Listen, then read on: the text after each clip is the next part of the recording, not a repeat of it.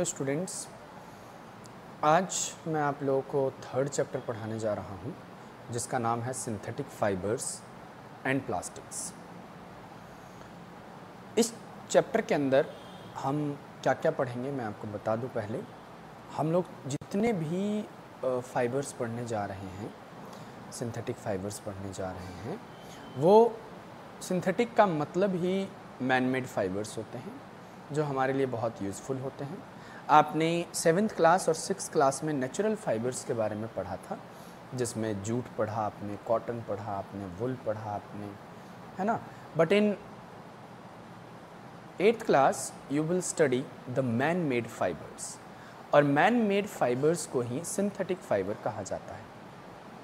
It means अगर आपके paper में क्वेश्चन आता है कि व्हाट इज़ सिंथेटिक फाइबर्स, तो you have to write the man made fibres are called synthetic fibres.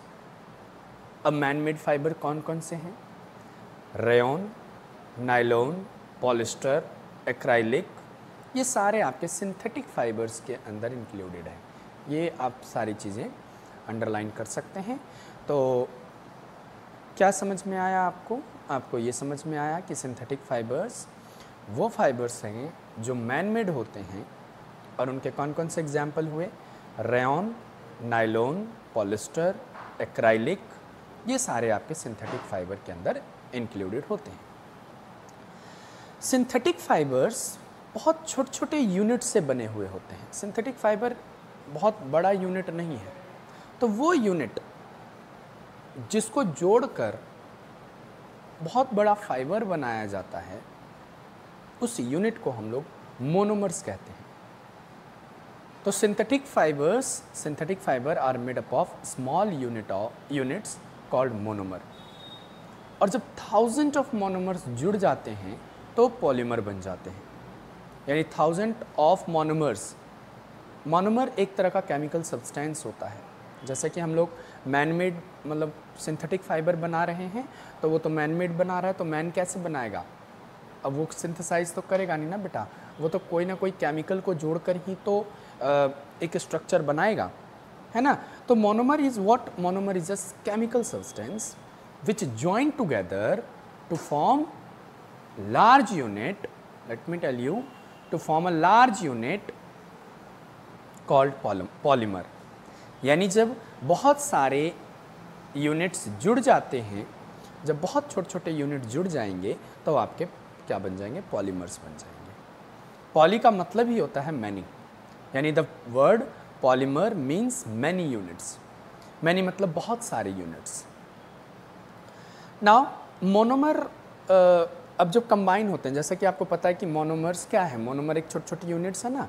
अब ये मोनोमर एक दूसरे से जब जुड़ेंगी तो किस तरह से जुड़ेंगी, अब मैं उसके बारे में आपको बताता हूँ।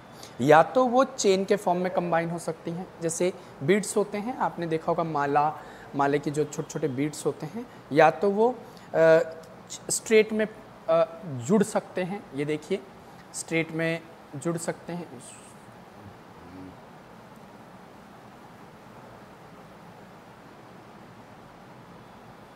वेट, ये देखिए, ये स्ट्रेट में जुड़ सकते हैं। ये सारे आपको डॉट्स जो स्ट्रक्चर दिखाई दे रहे हैं, दीज आर मोनोमर्स।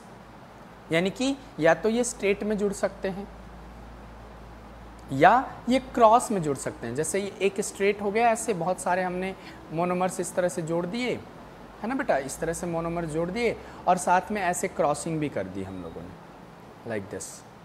तो क्रॉस में भी जुड़ सकते हैं या फिर स्ट्रेट में जुड़ सकते हैं। तो monomer can combine in a long chain forming a linear polymer. यानी कि अगर लॉन्ग चेन बना रहा है तो उसको हम लोग लीनियर पॉलीमर कहेंगे, और अगर वो क्रॉस अरेंजमेंट बना रहा है, यानी कि एक दूसरे के साथ जुड़ रहा है, तो उसको हम लोग क्रॉस लिंक्ड पॉलीमर कहेंगे। तो दो तरीके का चेन बन सकता है, एक बन सकता है लीनियर पॉलीमर और दूसरा बन सकता है क्रॉस्ड लिंक्ड पॉलीमर, है ना। लीनियर पॉलीमर और cross linked polymer. Now polymer can be synthesised और या सिंथेटिक और नेचुरल। पॉलीमर हमारे सिंथेटिक हो सकते हैं, मतलब मैन मेड द्वारा बनाए हुए हो सकते हैं, या ह्यूमन बीइंग द्वारा बनाए हुए हो सकते हैं, या फिर नेचर में भी पाए जाते हैं। Natural fibres like wool, cotton and silk are also polymer. जैसे कि आपने लास्ट क्लास में पढ़ा होगा कि वुल, ऊन जिसको कहते हैं, कॉटन, जिसको कॉटन तो हर कोई जानता ही है, सूती कपड़ा जो होता है, और साथ में सिल्क, ये सारे ये भी एक तरह के फाइबर्स ही होते हैं और ये नेचर में पाए जाते हैं, तो इसीलिए इनको नेचुरल फाइबर कहा जाता है। लेकिन सिंथेटिक फाइबर कौन बना रहा है? मैन बना रहा है, ह्यूमन बीइंग बना रहा है ना। तो वो केमिकल सब्सटेंस को जोड़ता है, कंबाइन करता है, कहाँ पर? फैक्ट्रीज़ के अंदर या लेबोरेटरीज़ के अंदर। यानी कि synthetic fibres are made from chemical substance in factories और लेबोरेटरीज। ठीक है ना। एक कंसेप्ट आता है polymerisation. The process of joining together of monomer to form a polymer is known as polymerisation. यानी कि जब बहुत सारे मोनोमर जुड़कर एक पॉलीमर बनाते हैं तो उस प्रोसेस को हम लोग पॉलीमराइजेशन प्रोसेस कहते हैं। ठीक है, polymerisation process is what? Polymerisation process is the process of joining together the monomers to form polymers. यानी मोनोमर को जोड़ दिया जाता है और वो पॉलीमर के फॉर्म में कन्वर्ट हो जाता है, उसको हम लोग पॉलीमराइजेशन रिएक्शन कहते हैं। ठीक है। Now the need of making polymer. अब पॉलीमर हम क्यों बनाएं, हमारी ज़रूरत क्या है? एक बहुत बड़ा क्वेश्चन है कि वाई या what is the need of making polymer. तो polymer have the property which make them very useful. Polymer की एक ऐसी प्रॉपर्टी होती है जो उसको यूजफुल बनाती है। अब क्या क्या यूजफुल बनाती हैं, किस तरह से बनाती हैं? पॉलीमर डू नॉट कोरोड और रस्ट। पॉलीमर में कभी भी जंग नहीं लगता या वो कभी ख़राब नहीं हो सकता। ठीक है, क्योंकि केमिकल है बेटा, केमिकल तो कभी रेयरली ही ख़राब होते हैं, तो काफ़ी दिनों तक चल सकता है polymer. They can be produce in various colour. ये अलग अलग कलर में भी प्रोड्यूस किए जा सकते हैं। तो दूसरा आपको यही बता रहा है कि they can be produced in various colour. They can be give different shape. अलग अलग शेप भी ये हमें दे सकता है। किसी भी शेप में आप इसको बदल लीजिए तो इसका शेप भी चेंज हो सकता है। दे आर स्ट्रॉन्ग, बहुत स्ट्रॉन्ग होते हैं। They are inextensive. ठीक है, मतलब आप इसको एक बार खींच देंगे ना बेटा तो दोबारा वो अपने ओरिजिनल पोजीशन पर आ जाता है। ऐसा नहीं कि खींच दिया तो बस खींचा ही रह गया। Now however the main disadvantage of making polymer is that they are non biodegradable. लेकिन पॉलीमर की अब इतनी सारी जब खूबियां हैं तो कुछ तो कमियां भी होंगी।